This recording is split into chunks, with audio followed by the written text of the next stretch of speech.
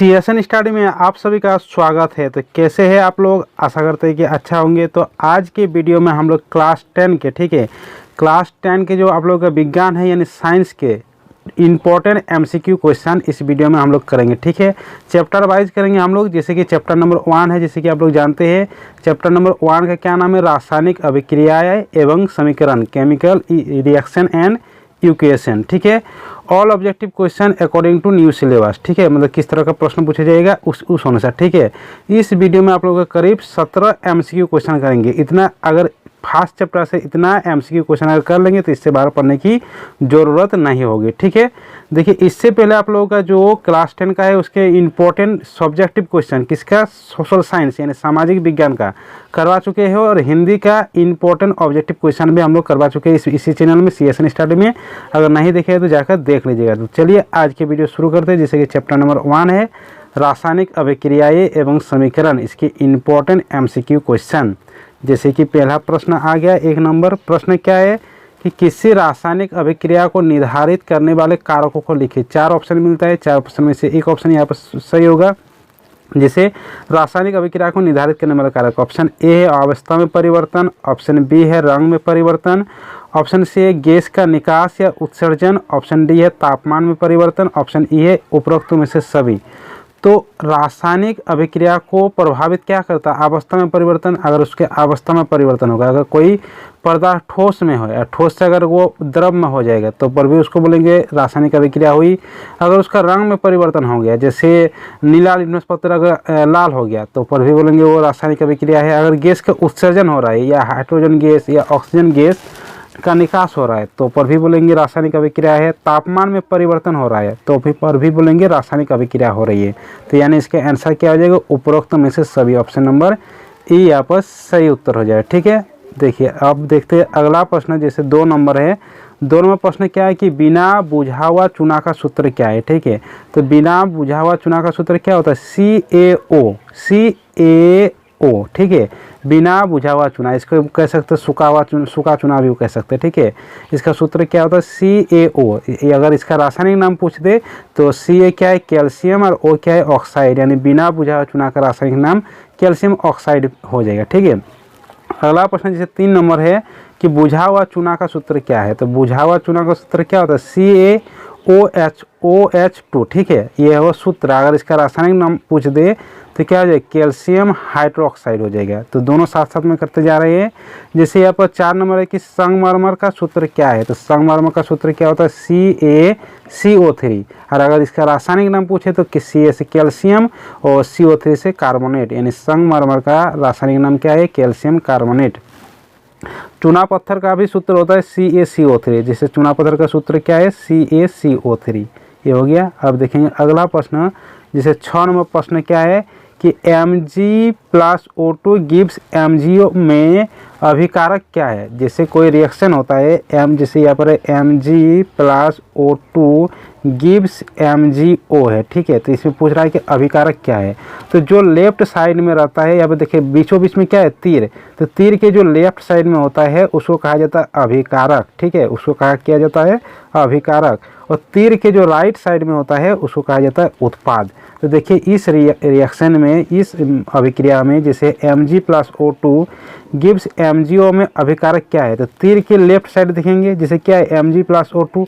तो ये क्या हो जाएगा, Mg तथा O2 अभिकारक है, यही वाला अभिकारक है। जैसे कि अब 7 नंबर प्रश्न है कि Mg+O2 गिव्स MgO में उत्पाद क्या है। तो देखिए उत्पाद यानी राइट साइड में आ जाए तो राइट साइड में क्या है, MgO।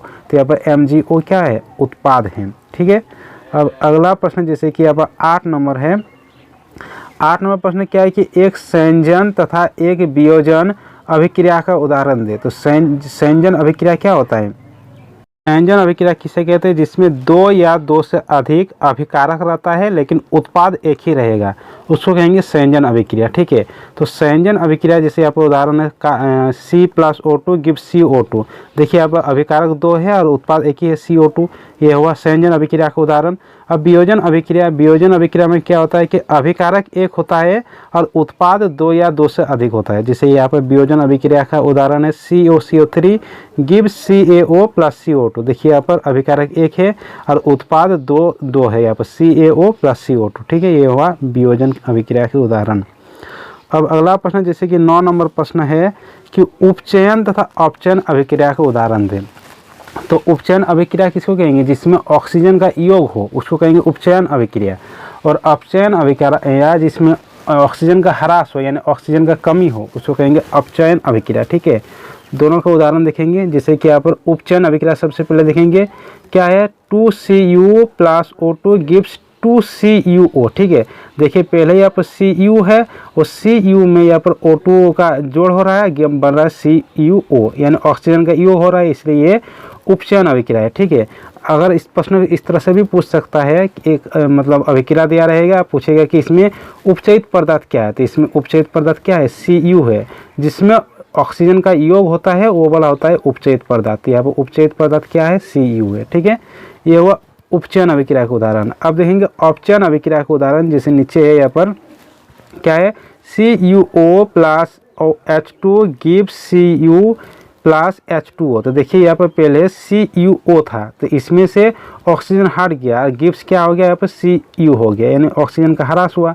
इसीलिए क्या है अपचयन अभिक्रिया। तो इसमें अपचयित पदार्थ क्या है, देखिए किसमें ऑक्सीजन ह्रास हो रहा है, CuO में, इसलिए इसमें CuO अपचयित पदार्थ है। ठीक है, अब अगला प्रश्न यहाँ पर 10 नंबर देखेंगे। 10 नंबर प्रश्न क्या है कि ग्लूकोज का सूत्र क्या है। तो ग्लूकोज का सूत्र क्या होता है, C6H12O6 ग्लूकोज का सूत्र होता है। ठीक है, ये होगा 10 नंबर प्रश्न। अब देखेंगे 11 नंबर कि सिल्वर क्लोराइड AgCl का रंग क्या है। तो सिल्वर क्लोराइड का रंग कैसा होता है, सफ़ेद होता है। अब अगला प्रश्न जैसे कि 12 नंबर है यहाँ पर कि नाइट्रोजन डाइऑक्साइड यानी जिसका NO2 सूत्र होता है का रंग कैसे होती है, भूरा होती है। अगला प्रश्न 13 नंबर है कि बेरियम सल्फेट जिसका सूत्र BaSO4 होता है का रंग कैसा होता है, सफ़ेद होता है। सिल्वर क्लोराइड का रंग भी सफ़ेद होता है और बेरियम सल्फेट का रंग भी सफ़ेद होता है। अब अगला प्रश्न यहाँ पर जैसे है 14 नंबर कि प्राकृतिक गैस का जलना कौन सी अभिक्रिया है। तो प्राकृतिक गैस का जलना क्या है, ऊष्माक्षेपी अभिक्रिया। क्या है, ऊष्माक्षेपी अभिक्रिया। ऊष्माक्षेपी अभिक्रिया किसको कहेंगे, जिसमें ऊष्मा का निर्माण हो। तो प्राकृतिक गैस को जलाएंगे तो ऊष्मा का उत्सर्जन होगा, इसीलिए प्राकृतिक गैस का जलना क्या है, ऊष्माक्षेपी अभिक्रिया। अगला प्रश्न 15 नंबर है यहाँ पर कि चिप्स के पैकेट में कौन सी गैस भरे होते हैं। चिप्स के पैकेट जैसे कि आप लोग देखे होंगे, चिप्स का कुरकुरे या मूंग दाल वाला जो पैकेट आता है तो वो उसमें फुला हुआ रहता है। तो क्यों फुला हुआ रहता है इसमें, क्योंकि नाइट्रोजन गैस भरा रहता है। तो चिप्स के पैकेट में कौन सी गैस भरा होती है, नाइट्रोजन गैस। अगला प्रश्न यहाँ पर है 16 नंबर कि लोहे की वस्तु का हम पेन क्यों करते हैं। तो लोहे की वस्तु के पेन क्यों करते हैं, ताकि जंग ना लगे तथा देखने में सुंदर हो। तो लोहे की वस्तु का हम पेन करते हैं क्योंकि जंग से बचाने तथा सुंदर बनाने के लिए। ठीक है, अब अगला प्रश्न यहाँ पर 17 नंबर है कि तेल एवं वसायुक्त खाद्य पदार्थों को नाइट्रोजन से प्रभावित क्यों किया जाता है। देखिए चिप्स के पैकेट में जो नाइट्रोजन का गैस भरा जाता है या तेल एवं वसायुक्त खाद्य पदार्थ में नाइट्रोजन गैस से प्रभावित क्यों किया जाता है, ताकि वो विकृत गंधी ना हो, उपचयित ना हो, इसलिए उसमें नाइट्रोजन गैस भरा जाता है। ठीक है, तो उपचयित या विकृत गंधी होने से बचाने के लिए। ठीक है, तो ये हुआ चैप्टर 1 का कुल 17 का 17 मतलब सोल्यूशन कर चुके हैं हम लोग। तो चैप्टर 1 के इतना ही इम्पोर्टेंट प्रश्न उत्तर आएगा। ठीक है, इसके बाद आप लोग चैप्टर 2 का MCQ क्वेश्चन करेंगे। ठीक है, तो चलिए सभी दोस्तों के साथ इस वीडियो को शेयर कर दीजिए, वीडियो को लाइक कर दीजिए, अगर इस चैनल में नए हैं तो चैनल को सब्सक्राइब कर दीजिए, साथ में बेल आइकन को प्रेस कर दीजिए। चलिए मिलते हैं अगले वीडियो के साथ।